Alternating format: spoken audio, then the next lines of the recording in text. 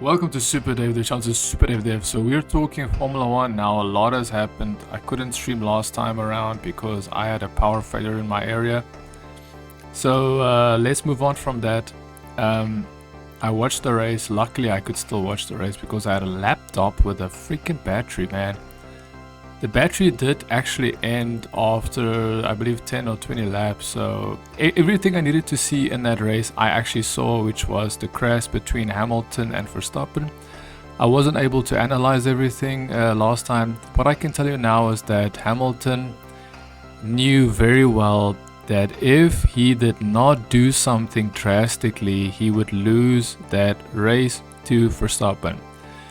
I feel that that was his last resort, and I do feel that Hamilton did that with intent. The intent to not allow Verstappen to win the World Championship. That is the main reason why he did that.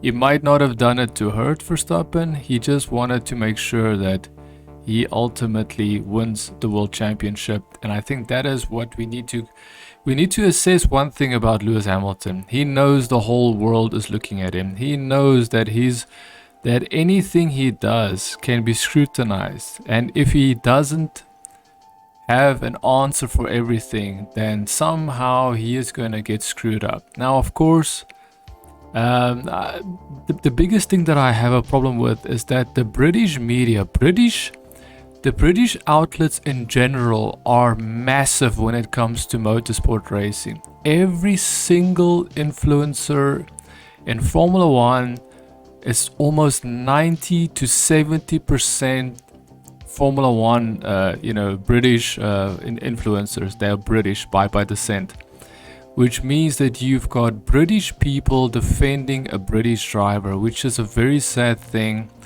And another thing that makes me sad is that Sky Sports is basically what do you call it? A feature. What would you call it? They basically do the whole sporting event for outside countries, like for instance for America. Most of the Americans will see the British commentators commentating a race where a British driver is winning the World Championship.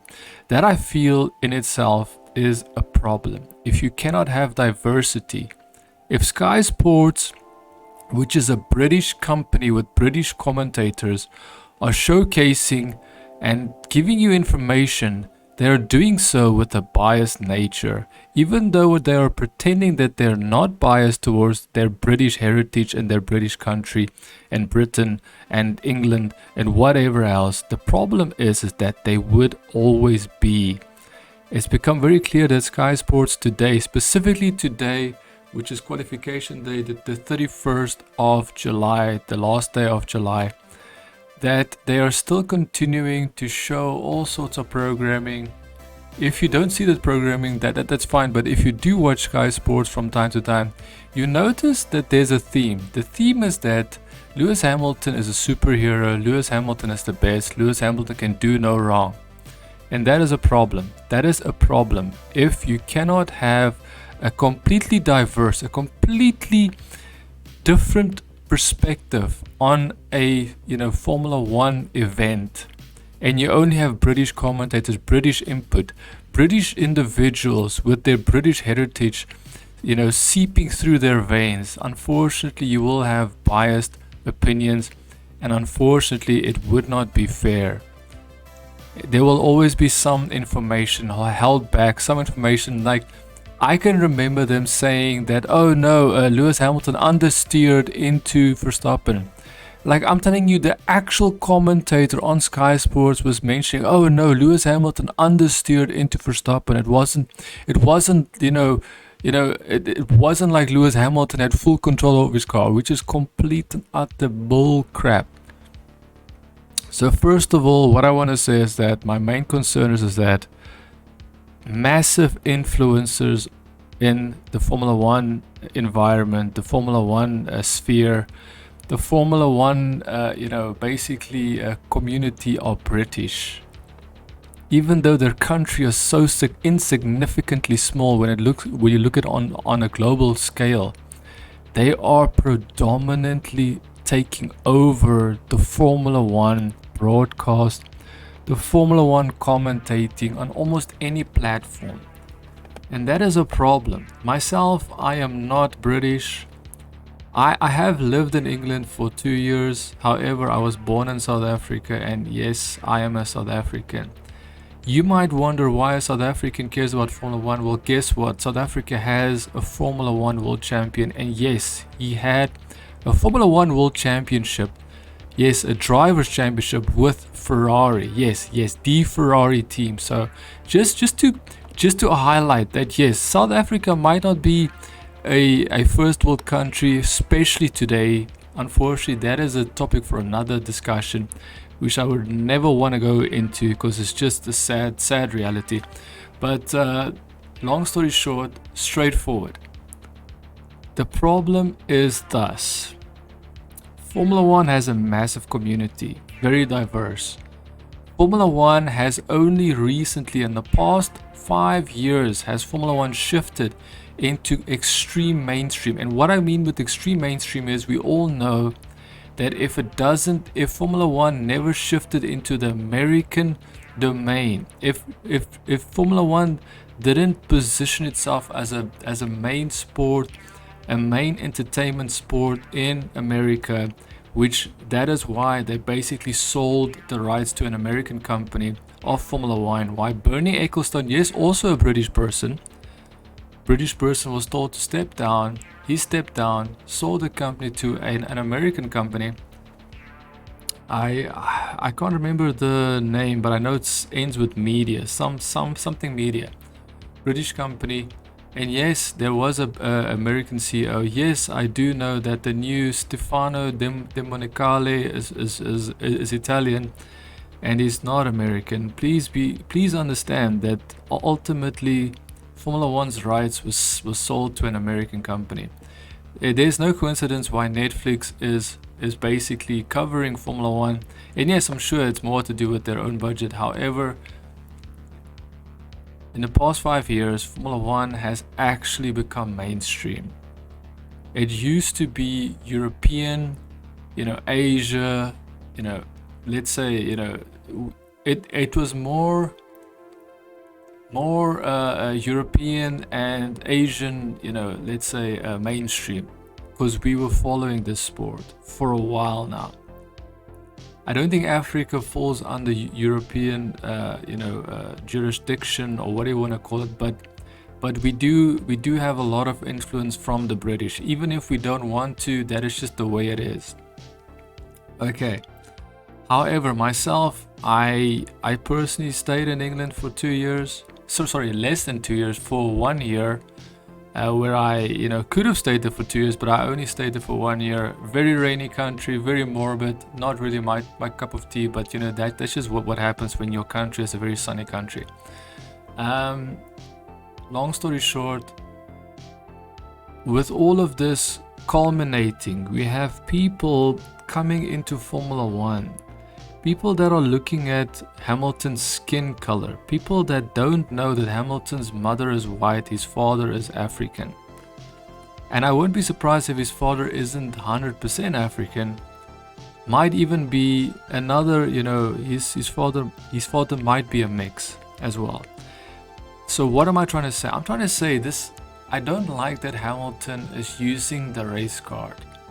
And I'm not talking about racing as in car racing. I'm talking about his physical appearance, his race, his ethnic background. I don't like that, because I feel, how many years did we not hear about that? Like, this kid has so much skill that even Fernando Alonso couldn't stop him. And no one could stop him from displaying his skill, because he was lucky to be in teams that allowed him to not only show his skill, but also to reap the benefits, to become world champion. I myself, I'm going to be honest with you, I was Hamilton Formula One fanboy. because I knew he was the real deal. He is still the real deal. But I can assure you, Formula One only favors the fastest driver. The fastest driver this year, you can argue with me, but I know already that at this point in this year, the fastest driver was Verstappen. Verstappen was the fastest driver in so many races. 2 of those races he was taken out. One by a wheel, Pirelli tires, that they later found out, yes, the tires was at fault when Pirelli was defending their company basically, and covering their company's ass basically. And then we also have where Lewis Hamilton punted Verstappen off the racetrack. Now Verstappen, I think, is a very good-hearted kid. I don't think he wants to do anything wrong, and you know what, I feel the only way for Verstappen to move forward and the only way for Verstappen to beat Lewis Hamilton at this point is he needs to speak to Rosberg. Rosberg was the only guy that could dig deep enough to find a way to beat Lewis Hamilton. Rosberg will go down in history as the only guy that will beat Lewis Hamilton if Verstappen does not seek a much deeper. If Verstappen does not dig deeper, I think, as they call it, qualifying to today has proven to me that Hamilton, he doesn't care. He will use whatever tactics he can to stop Verstappen. And I somehow doubt that Verstappen is ready for that. Is prepared for what Lewis Hamilton is ready to do or capable of doing. And that doesn't mean that Verstappen can't win the championship. It just means that Lewis Hamilton has decided that, you know what, I'm no longer going to pretend to be a good guy. I'm no longer going to pretend to take the high road. I'm just going to do whatever the hell I need to do to win this world championship. And that is admirable from the perspective as we've never seen Lewis Hamilton for the past 5 years. We've never been able to see Lewis Hamilton actually sweat to get a world championship. And that is why I started losing my interest in supporting Lewis Hamilton. He was never actually challenged. He was just a very lucky kid. He jumped into a McLaren. The McLaren was competitive back then, top team. If you're watching recently and now you say, but wait a second, the McLaren isn't top team. Well, that is because of Mercedes leaving McLaren and Mercedes creating their own team. Don't think for 1 second that Mercedes is the only winning element when it comes to McLaren winning in the past. No, Mercedes, even when Michael Schumacher, 7-time Formula One Ferrari world champion driver, even when he tried to help Mercedes in their infancy when they were just starting their team from scratch, their work team, even Michael Schumacher knew for a fact that, this team has a long way to go. And I will be honest with you, I think Michael Schumacher shared with them so much information, so much valuable information, because he raced for them, that I think ultimately Schumacher built the Mercedes brand what it is today. And I don't ever think Schumacher will get the recognition for what he's done in the past for Mercedes. In my opinion, Lewis Hamilton has reaped the rewards again from another absolute, Michael Schumacher is one incredibly, how do I put this into words? Michael Schumacher makes the team perform better. He shows them what the car does do and doesn't do, and how they should move towards getting the car to do what it needs to do. Schumacher builds the team, whereas drivers just tell the team where the car, is giving them issues. So that is what I feel about Schumacher. Schumacher builds the team. He is a complete package where most of the drivers are there. Even Hamilton. Hamilton will tell the team what is wrong with his car. Oh yeah, I'm like, I like to turn the car this way and I expect the car to do this. That's the difference between him and Schumacher. Schumacher is basically the foundation of what makes a driver more than a driver. And I'm gonna say this once, and I probably will repeat this in the future, is that I feel so sorry for Mick Schumacher, because his father has so much knowledge, immense knowledge. Like the amount of wisdom that Michael Schumacher could give Mick Schumacher from a young age, especially when he was, when Schumacher wasn't able to be there for Mick Schumacher. Seeing that Michael Schumacher was in that life-threatening crash, not a car, but I believe it was a jet. Was it it was something to do with snow, ice skiing trip, almost fatal, nearly fatal accident on an ice skiing trip in 2014. If Michael Schumacher wasn't in that position, the amount of wisdom and knowledge that Schumacher would have been able to spend time with Mick Schumacher, cultivating that information, imprinting that knowledge into his son, I think we would have literally seen Michael Schumacher personified within his son. We would have seen something very special. We would have seen Max Verstappen on steroids, basically. That is what I'm trying to make it visual, right? I'm trying to make it very understandable that Mick Schumacher is unable to truly live up to the hype because his father is not able to instill in his son the knowledge and wisdom that he has, that will be incredibly useful and incredibly important for Mick Schumacher. And that is why you see Mick Schumacher not doing that well. And unfortunately, Mick Schumacher isn't that good of a driver. It is his name that has given him the opportunity of being in Formula 1 today. I just feel sorry for Mick Schumacher, because I'm pretty sure even his dad could show him how to improve and make him a better driver. And unfortunately, he just doesn't have that.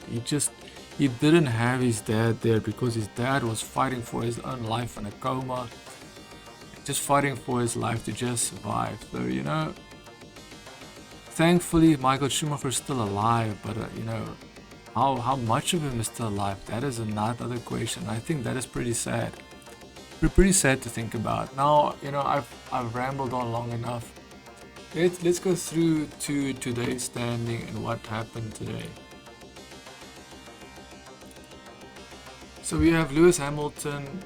He qualified almost half a second faster than Verstappen. But you would have to understand that Max Verstappen, on qualifying 2, the second qualifying session, Max Verstappen did a 1 minute 15.6. So technically he is just over 200ths of a second slower than Lewis Hamilton. Now, yes, that is still slower. However,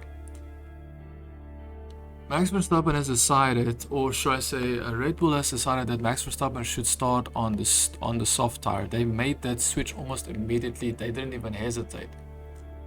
Now it is rumored that Mercedes, and specifically Lewis Hamilton, will start on the medium, so that he could, basically have a longer stint and keep his car ahead of Verstappen for the majority of the race before he actually needs to worry about pitting. Now, we will find out if they do indeed decide to start with the medium, because they have both options of medium and soft.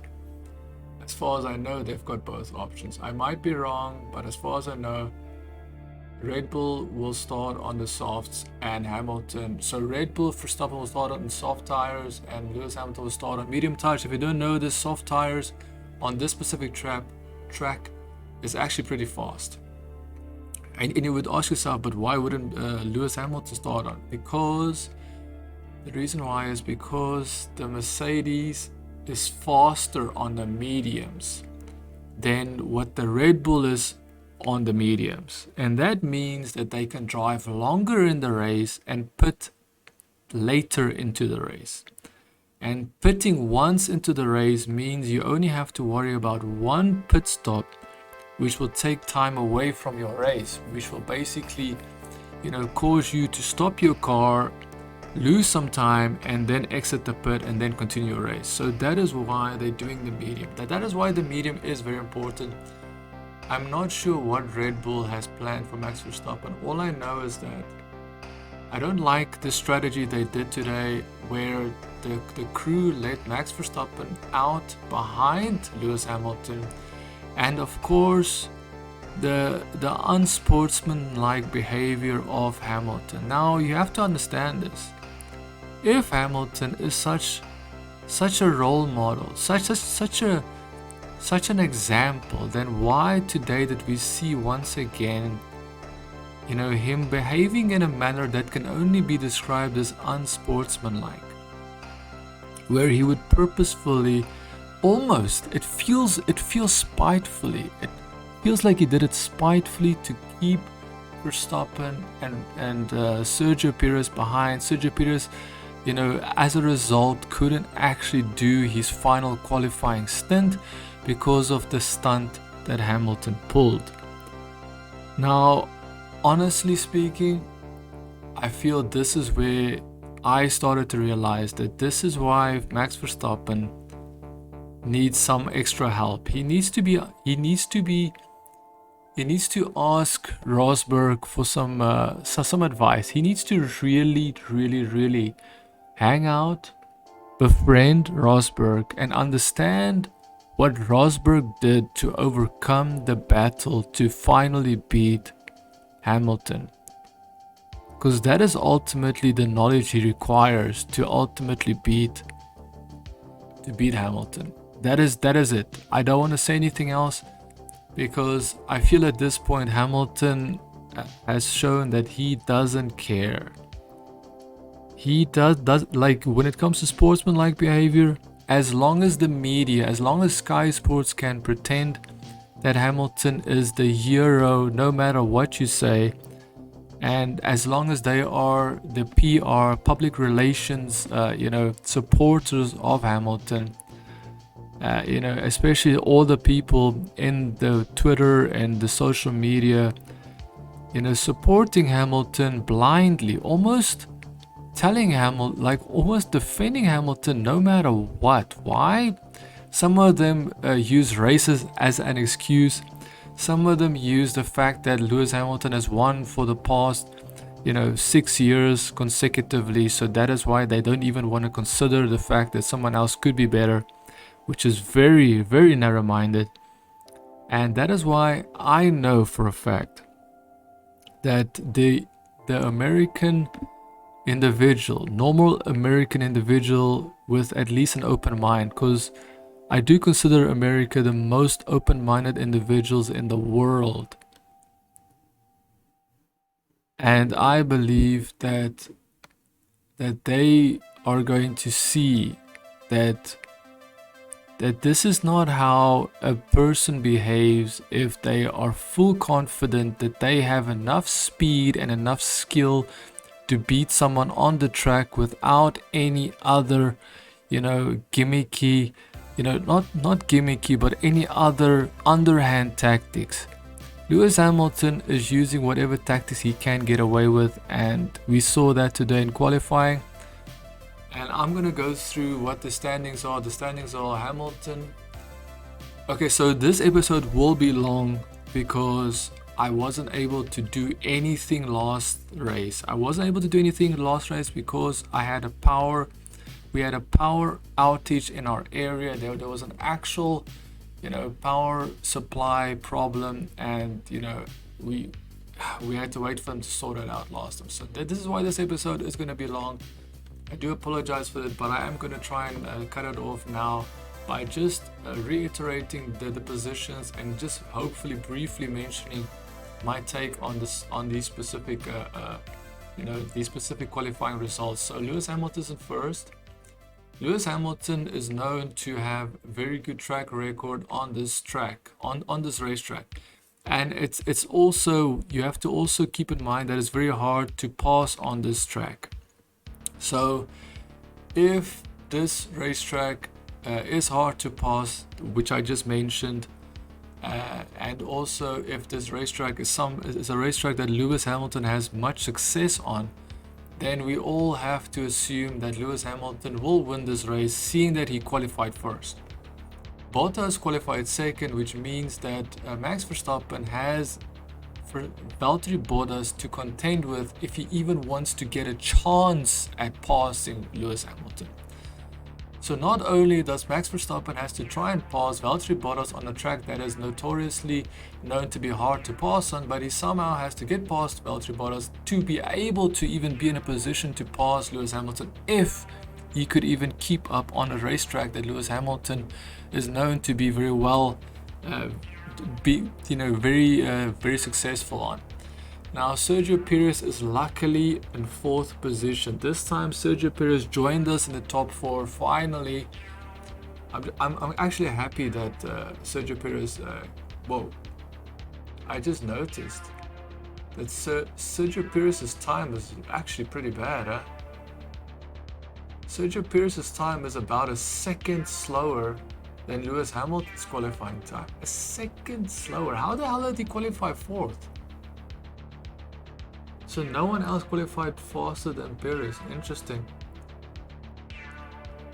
Okay, so yeah, so long story short, Pierre Gasly is in fifth place. Lando Norris is in sixth place. So Sergio Perez is in fourth. Pierre Gasly is in fifth. Okay, I probably didn't mention this, but Max Verstappen is in third place, just ahead of Sergio Perez in fourth. Pierre Gasly in fifth. Lando Norris in sixth. Very, very good job from Lando Norris. Hopefully he remains in third place in the World Championship. I'm pretty sure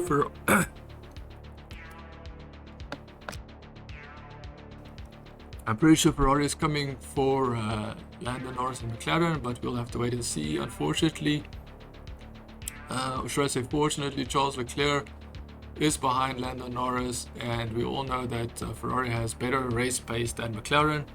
Esteban Ocon is in 8th place, Fernando Alonso in 9th place, as everybody has been touting and commending Fernando Alonso for his performance. He seems to be driving very well, even for his age. Yes, he's 40 years old. He turned 40 years old today, I believe, on qualifying day. And Sebastian Vettel is 10th place. Daniel Ricciardo doing very badly in the Mercedes. I feel bad for the guy because he thought that leaving Red Bull was going to make his life a little bit easier, but that turned out to be untrue.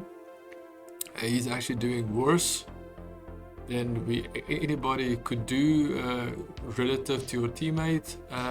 When you look at Lando Norris, we have Lance Stroll. So Sebastian Vettel is in 10th. Daniel Ricciardo 11th, Lance Stroll 12th, Kimi Räikkönen 13th, Antonio Giovinazzi in 14th. Antonio Giovinazzi will most likely get a penalty. You have Carlos Sainz that crashed his Ferrari. Now the crash was very bizarre. There was basically a wind, a very strong gust of wind on the track was angling his car in such a way and pushing his car in such a way that he lost traction at the rear tires before finishing his lap time, before basically at the corner before the main straight to finish his lap time. So basically at the last corner the wind took him out. Everybody was talking about the wind being strong, and yes, the wind took out Carlos Sainz basically. Carlos Sainz will most likely start the race at 15th. Unless if they penalize Antonio Giovinazzi, which is possible. They might even penalize I believe they might penalize Charles Leclerc. I believe there was an incident with. Oh wait, no. The incident was between. The incident was between Antonio Giovinazzi and Gasly, where Antonio Giovinazzi was basically on a racing line on a qualifying lap of Gasly, and basically caused an incident in the pit lane as well. So I think Antonio Giovinazzi, I believe, will most surely get a penalty. Will most likely start maybe 3 or 4, or maybe last in the race. The last position in the race. You've got Yuki Tsunoda, which is in 16th. You have George Russell in 17th. You've got Nicholas Latifi in 18th. You've got Nikita Mazepin in 19th. Now Mick Schumacher crashed out basically in free practice 3. He crashed his car and they couldn't fix his car in time because they had to do something with the gearbox. So it means he's gonna get an extra penalty for that. So he'll definitely start behind everybody else. He most likely will start in the pit lane, hopefully. Just for him to get at least experience, because I just feel like the kid needs some help me out, boost me up situation, and he still needs to learn how to drive the Formula 1 car and get used to it. So for him to spend time on that car and race the car is the most important thing. So hopefully Schumacher will still be racing tomorrow and they will be able to fix his car. There's someone else that is also, I think it's Leclerc. Leclerc might actually get a penalty as well. I might be wrong on who it is, but I believe it was a red car. I could be completely wrong here. But there was a car that wasn't supposed to be in a specific situation, and I believe they did do an investigation. So someone else, so there might be 2 penalties tomorrow dished out, but ultimately we are gonna see what Max Verstappen can do. Max Verstappen, in my opinion, doesn't look like he's capable of bringing a win tomorrow. I don't think he's gonna bring a win tomorrow. What I do believe Max Verstappen will be able to do is he might be able to hold on to some points. I think that's the most important thing for him right now. And yeah, that is it. Hopefully you did enjoy this episode.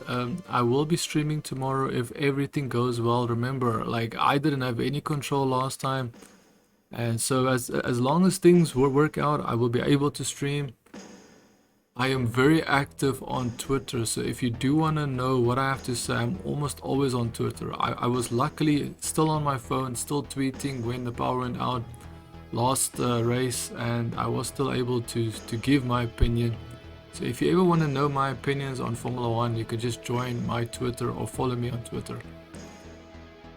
Twitter links are in the description. Thank you so much for joining me for this episode. Do apologize for it being so long, but this is me giving some information on the previous race, and then also basically touching on the previous race I couldn't commentate on, or couldn't live stream when it comes to just giving information, race data and so forth. So hopefully you did enjoy this episode. Ciao for now.